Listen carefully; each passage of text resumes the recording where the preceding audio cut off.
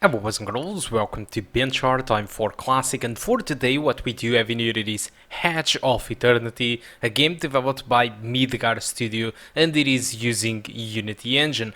So my objective today is to see how this game performs on an MX130 with 2GB GDDR5, which should be equivalent to a GT 940 MX, also with 2GB GDDR5. So this is my recommended settings for the game. 720p using variable settings, and enable AMD Fidelity FX CAS because it improves the sharpening of the image. So keep in mind that the variable settings does use 80% of resolution scaling, so you are not natively playing at 720p. You are playing internally at less. So this is my results. So at low presets using 90% of resolution scaling, my experience was not great because the game spent 94% of the time lower than 30 frames per second, while the variable settings using the 80% of resolution scaling, only 1% of the time the game did drop below 30 frames per second. So if you go with the low presets, you pretty much will play the game lower than 30, but if you go with a very low, your experience will be overall above 30.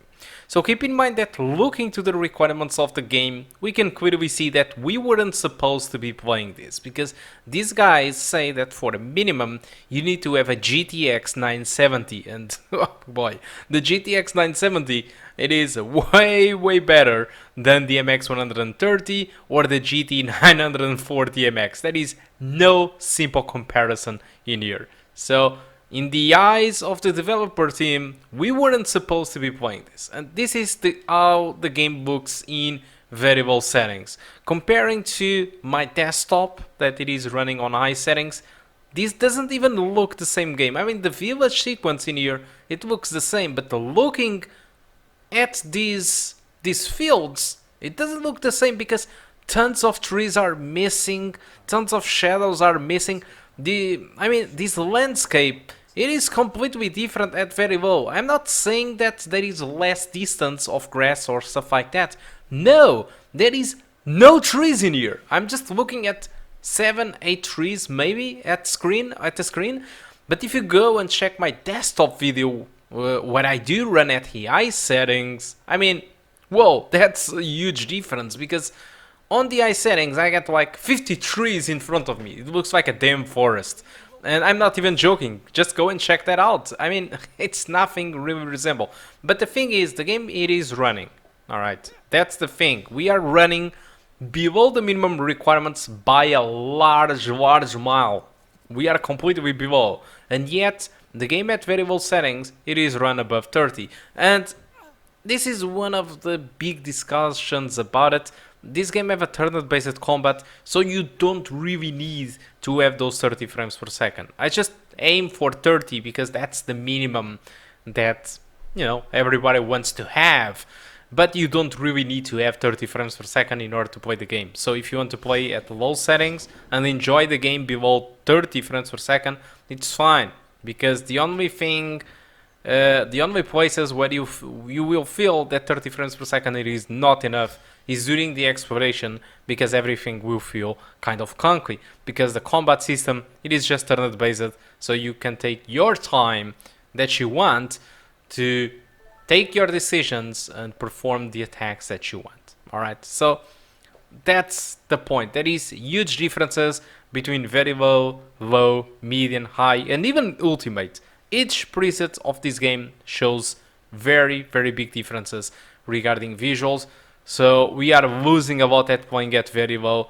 But if you want to achieve an experience above 30, at least on this starting area, well, you need to go with very low. Because starting area, because this game it is huge, there might be places or weather conditions which will make the game go even lower.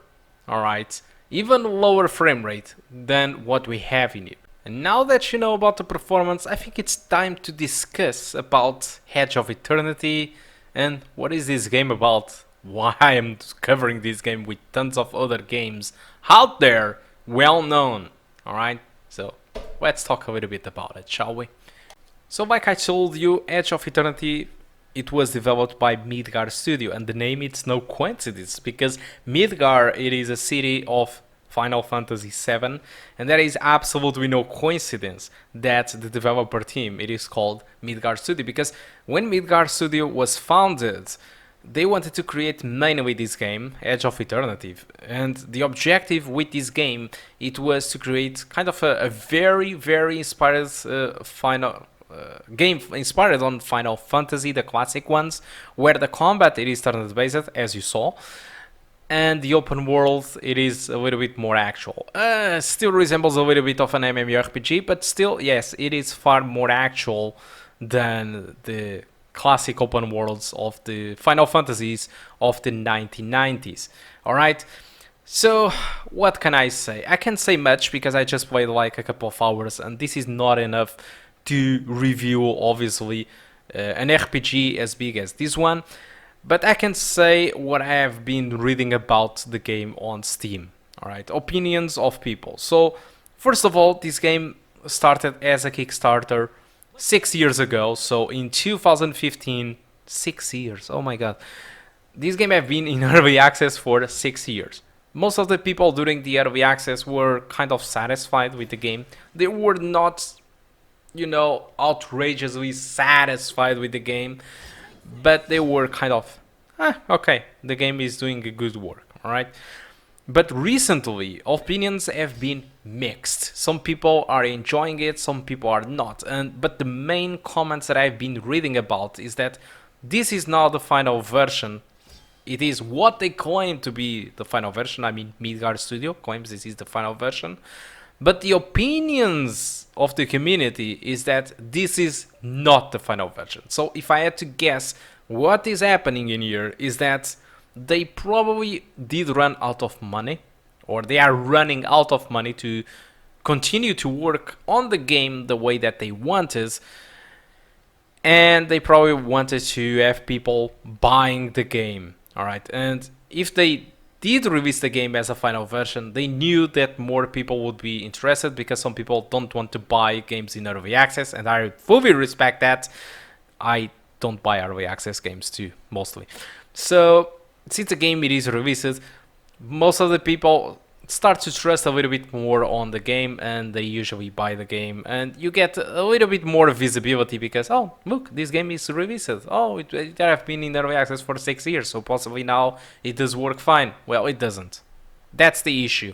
Most of the comments on Steam, they are saying that the game it is not ready. There is still lots of issues with balancing. It's not really groundbreaking, and this is not Cyberpunk 2077, alright?